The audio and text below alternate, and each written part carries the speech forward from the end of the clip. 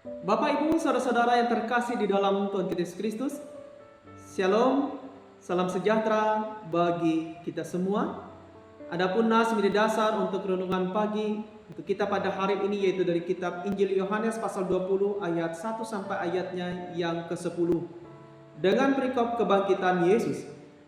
Yang akan saya bacakan bunyinya firman Tuhan. Pada hari pertama minggu itu, pagi-pagi benar ketika hari masih gelap, pergilah Maria Magdalena ke kubur itu dan ia melihat bahwa batu telah diambil dari kubur.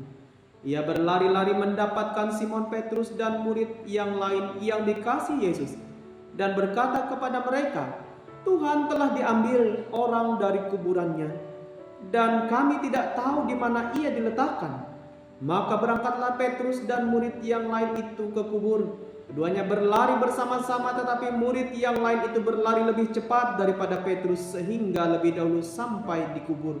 Ia menjenguk ke dalam dan melihat kain kapan terletak di tanah, akan tetapi ia tidak masuk ke dalam. Maka datanglah Simon Petrus juga menyusul dia dan masuk ke dalam kubur itu. Ia melihat kain kapan terletak di tanah, sedang kain peluh yang tadinya ada di kepala Yesus tidak terletak dekat kain kapan itu, tetapi agak di samping di tempat yang lain dan sudah tergulung. Maka masuklah juga murid yang lain yang lebih dahulu sampai di kubur itu, dan ia melihatnya dan percaya, sebab selama itu mereka belum mengerti isi kitab suci yang mengatakan bahwa ia harus bangkit dari antara orang mati. Lalu pulanglah kedua murid itu ke rumah.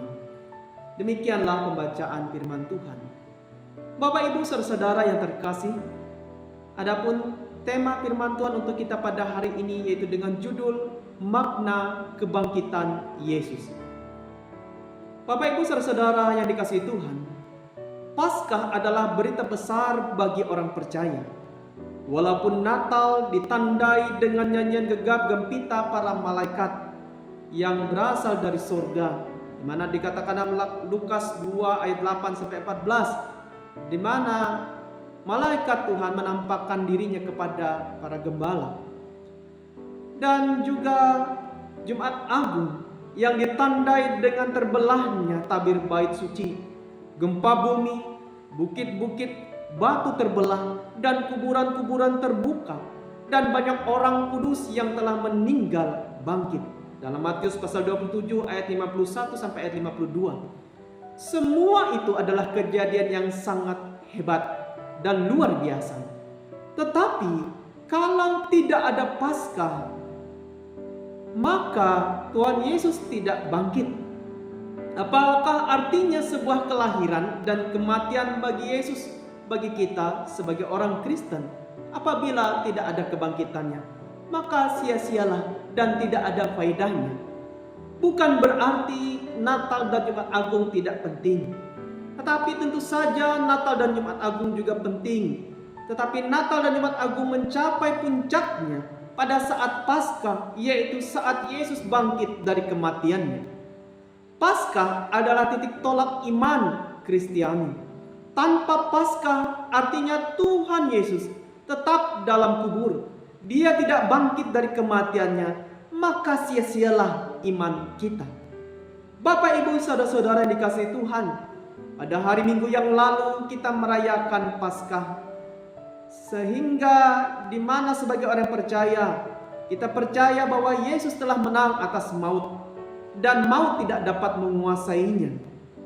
Dan Bapak, Ibu, saudara sekalian, Yesus telah mati dengan menanggung seluruh dosa dan kutuk yang seharusnya kita terima. Tetapi kebangkitannya menyempurnakan karya penyelamatan Tuhan. Ketika kita mengenal Dia dan menjadi satu dalam kematian dan kebangkitannya, maka kita pun juga akan memperoleh janji kebangkitan dari antara orang-orang mati. Saudara-saudara, oleh karena itu, apa makna firman Tuhan untuk kita pada hari ini? Selama hari ini kita masih hidup, hendaknya kita tidak boleh hanya memikirkan perkara-perkara duniawi saja. Iman dan pengharapan kita kepada Yesus Kristus tidak boleh hanya terbatas pada berkat-berkat duniawi, harta benda, dan rezeki di dunia ini saja. tetapi juga hendaknya kita juga harus mengutamakan kehidupan kekal setelah kita mati nanti. Maka sudah seharusnya lah hari ini, gunakanlah setiap kehidupan kita, gunakanlah setiap hari-hari kita menyenangkan hati Tuhan, menaruh iman pengharapan kita hanya kepada Yesus Kristus. Karena kebangkitan Yesus Kristus telah membuat kita juga hari ini memiliki janji kebangkitan dan kehidupan yang kekal di surga kelak. Oleh sebab itu, mari kita gunakan waktu kita hari ini dengan baik. Tetap bertekunlah di dalam iman, hiduplah dalam pertobatan, hiduplah dalam kebenaran firman Tuhan. Layanilah satu dengan yang lain, hiduplah dengan kasih Tuhan. Selama hari ini kita ditempatkan Tuhan, baik itu di tengah-tengah keluarga kita, di tengah-tengah pergaulan kita, di tempat kita bekerja, bahkan dimanapun engkau berada, biarlah Tuhan senantiasa ada di dalam hidupmu. Tuhan Yesus memberkati kita semua, dan hari ini kiranya Tuhan senantiasa memampukan kita untuk menjadi umatnya yang setia di dalam Dia. Tuhan Yesus memberkati kita semua melewati firman-Nya. Amin. Bapak, Ibu, saudara-saudara, mari kita berdoa. Tuhan Yesus, terima kasih atas firman-Mu hari ini. Kami bersyukur atas kemenangan Yesus Kristus atas maut, di mana Paskah atau kebangkitan Yesus adalah sebuah kebanggaan bagi kami, orang-orang yang percaya di dalam Dia.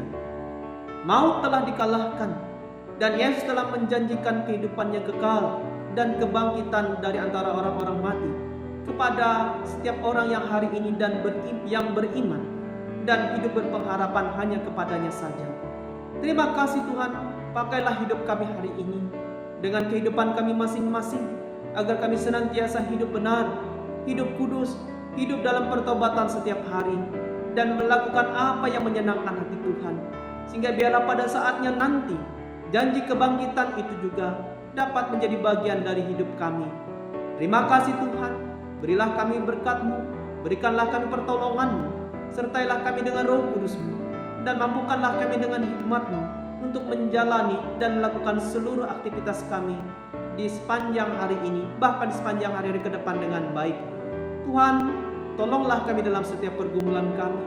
Biarlah Tuhan memberikan kekuatan, memberikan selalu penyertaan, memberikan lawatan-Mu dan mujizat-Mu serta pertolongan-Mu bagi kami hari ini yang membutuhkannya. Terima kasih Tuhan Yesus. Inilah doa dan permohonan kami, dan kami serahkan kehidupan kami hari ini seterusnya ke dalam tangan-Mu. Dalam nama Tuhan Yesus kami berdoa dan mengucap syukur. Haleluya. Amin. Selamat beraktivitas kembali kepada Bapak Ibu Saudara sekalian. Tuhan Yesus memberkati kita semua. Shalom.